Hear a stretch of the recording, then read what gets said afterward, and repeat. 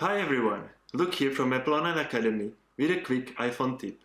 Apple's iOS 14 has brought a lot of new features, including voiceover, AI recognition for photos, sound recognition for something like doorbells or alarm, and also one new feature which is called Back Tap.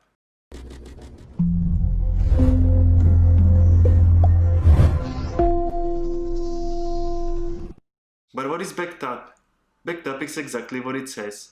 It allows you to tap on the back on your iPhone to trigger some actions. So it can be set up for accessibility feature, as well as some basic system actions and also your custom shortcuts. This feature came with iOS 14 and it actually works on quite a lot of different iPhone models. Here on the side you will see the list of the models where you can turn on this function. I was excited to see my iPhone X included in this list as well, and it's not the only one. Even iPhone 8 or 8 Max got this feature, and of course all the newer models from iPhone 11, new iPhone 12 and also the SE model. So let's set it up. Here are the steps. First, open the main settings app on your iPhone home screen and tap accessibility. In the physical and motor section, tap touch, scroll all the way to the bottom and select back tap.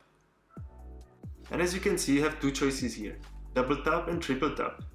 At first I was wondering why there is no single tap, but that would probably trigger some actions unintentionally.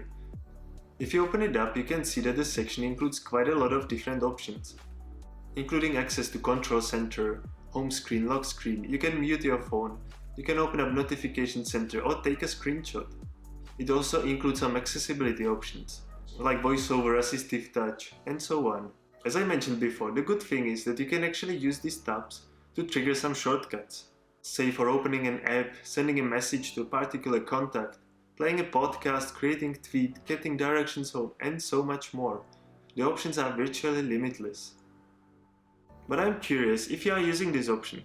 Share some ideas with me in the comments and tell me which function you are using it for. Anyway, this is Luke and I will see you again.